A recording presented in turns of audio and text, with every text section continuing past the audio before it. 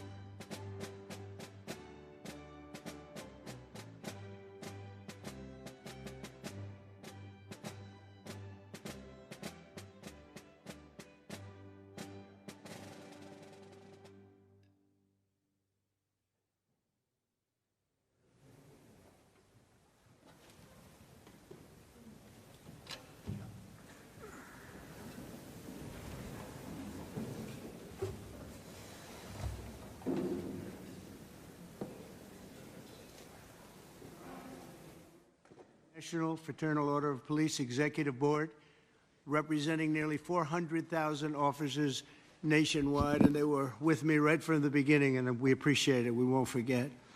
Your members are the backbone of American law enforcement, and we're deeply grateful for your service, and you have done great service indeed. We're also joined by our great Attorney General, Pam Bondi. Thank you, Pam, for being here.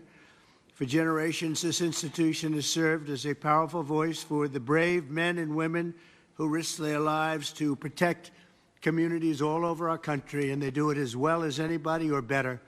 I was delighted to earn your endorsement in every one of my presidential campaigns where we did very well, record-setting well, and I'm proud to stand with you today as the most police president, I would say, without question, in the history of America. I don't think anybody's been more for the police than I am. In recent years, far-left radicals have vilified and targeted our nation's police with Marxist prosecutors and soft-on-crime politicians, making it impossible for you to do your jobs and do them the way you want to do them, and only you know how to do them. Under the Trump administration, those days are over. We're back in the men in blue, and we're back into blue. Very honestly, we have some of the greatest people in the country sitting right around this table. We've ended the use of lawfare against police officers and terminated unjustified federal consent decrees. I signed an executive order directing the Department of Justice to provide legal protection and financial support for officers targeted by very frivolous lawsuits. Oh, I know about frivolous lawsuits better than you do. I can tell you, I had my share of them.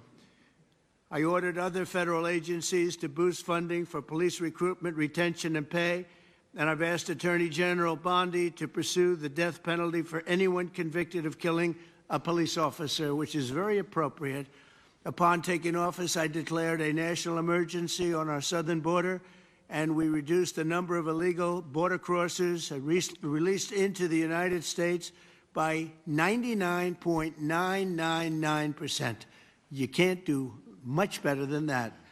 We've removed thousands of violent criminal illegal aliens from our communities as part of the largest deportation effort in American history. And just a few months into office, the national murder rate has plummeted by 28%. It's going down largely because of what you're doing.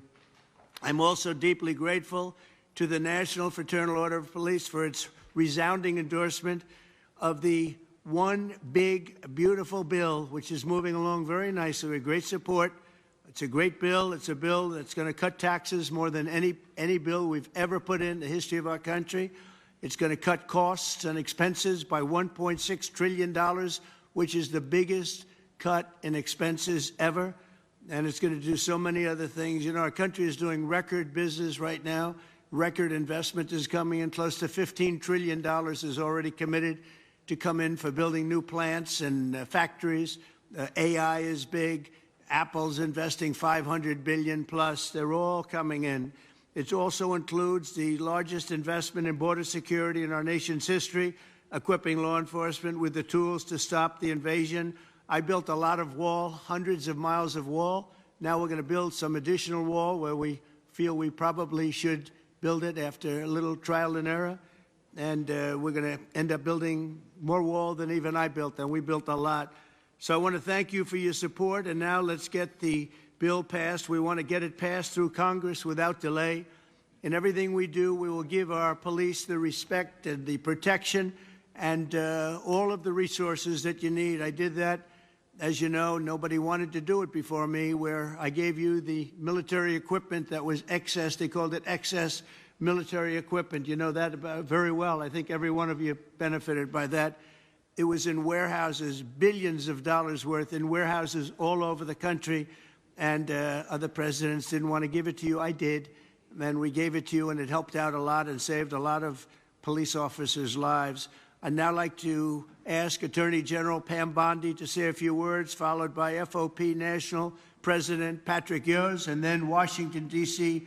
FOP Trustee Greg Pemberton, and Vice President of the Fraternal Order of Police, Joe Gamaldi, all great people. Thank you very much. Pam, thank you very much. Thank you, President, and thank you to the Fraternal Order of Police for being an unwavering voice for America's law enforcement.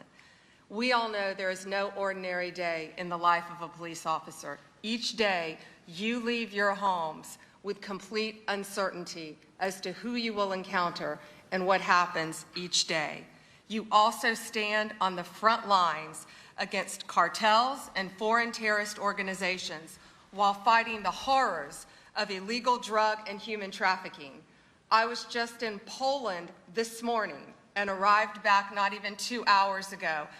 And you have the respect of the entire world of law enforcement around this world. They respect all of you so much. Thank you for making all of us so proud on the worldwide stage. President Trump's Justice Department will do everything to protect you and to support all men and women who wear the badge in this country.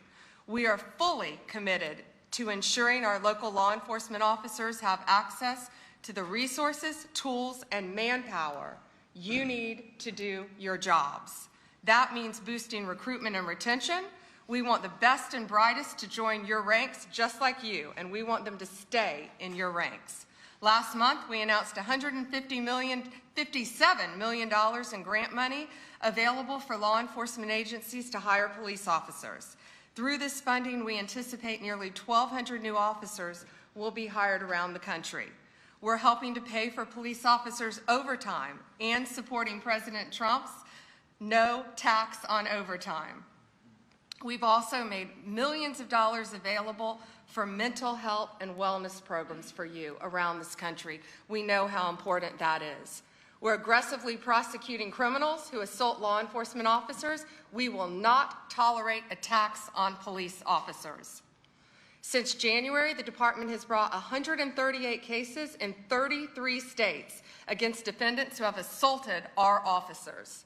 Additionally, the DOJ will no longer target police departments with bogus lawsuits and bogus investigations.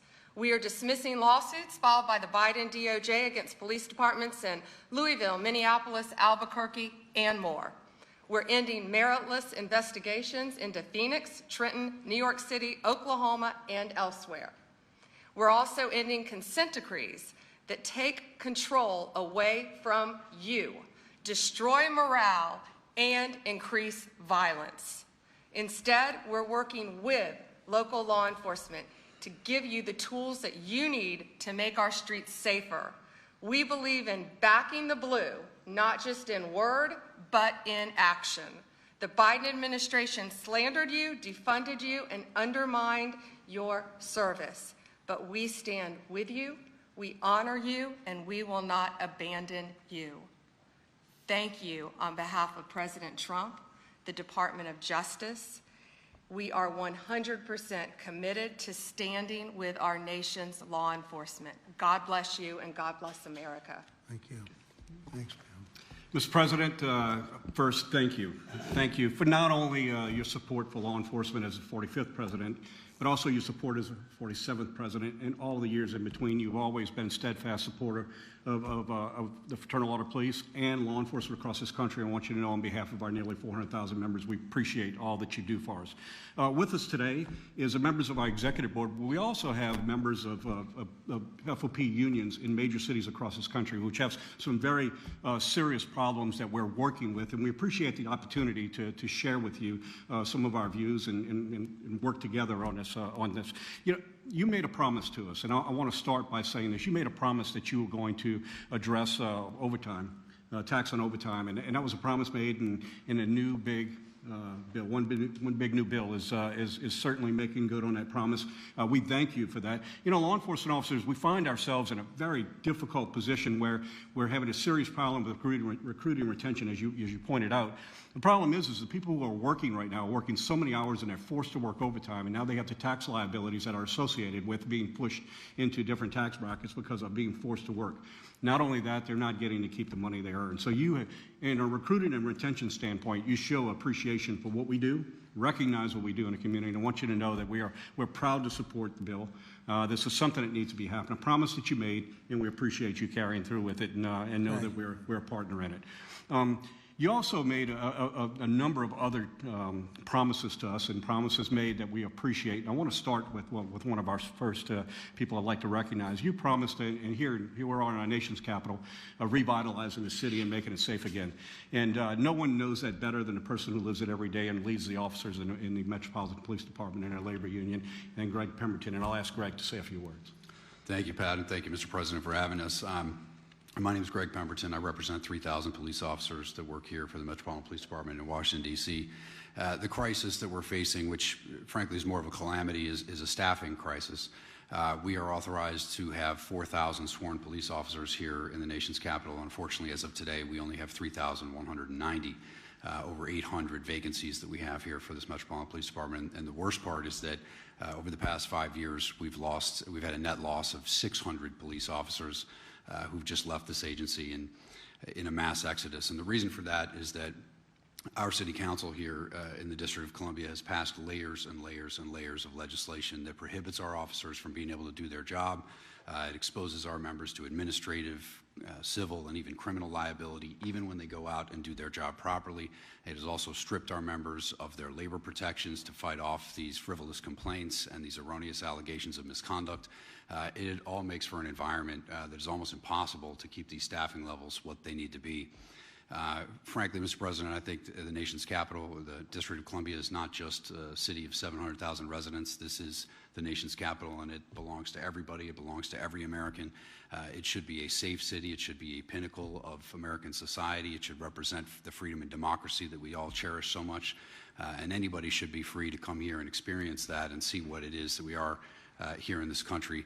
And the sanctity and safety of the District of Columbia shouldn't be left in the hands of a city council that subscribes to these radical ideologies that we all know are failed, and that we have the empirical data that it doesn't work. It only increases crime and makes cities more dangerous. I want to thank you for creating the Make D.C. Safe and Beautiful task force. I've met with Orville Green. I find him to be phenomenally qualified to help us out of this mess. I also want to thank you for the appointment of Janine Pirro for the USAO position of D.C. I met with her recently, and I found her plan to solve and tackle a number of these problems very promising, very optimistic. So the 3,000 police officers stand at the ready, Mr. President, to help you make D.C. great again, and hopefully we can solve some of these problems and fix crime here in the nation's capital. Thank you very much. Mr. President, it's the topic of the day, pretty much every day now, is the unmitigated disaster that has created in cities across this country with the open borders.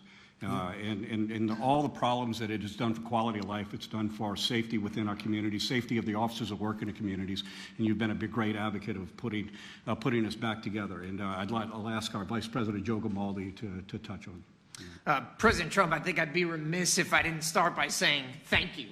Thank you for the incredible efforts by you and your administration to deport these people who have come to our country illegally and then refuse to follow the very laws that we hold so sacred. Our officers, especially in sanctuary cities, are tired of arresting the same people over and over again who never should have been here in the first place. We have lost friends, co-workers, unimaginable trauma to American citizens and families. And the most frustrating part from a law enforcement perspective, what it was 100% avoidable. And now we have judges who are standing up for gang members, murderers, robbers, rapists, blocking deportations, obstructing the very will of the American people. It's a disgrace. And if they had a shred of integrity, which I assume they don't, they would resign in shame for what they're doing right now. But I would just ask that you continue to work with us, continue to support with us, so that we can partner with all of our great federal agencies out there, continue to carry out this mission. And again, thank you for securing the border. And once again, making our country one of law and order. Thank you very much. Very nice. Yes. Sorry. Yes. We're going to have a little discussion now, very private. And I just want to thank you all for being here. And thank you very much, media. Appreciate it. Thank you very much. Mr. President, let me respond to Elon Musk claim about the Epstein files. Nice to see you. Nice to see you.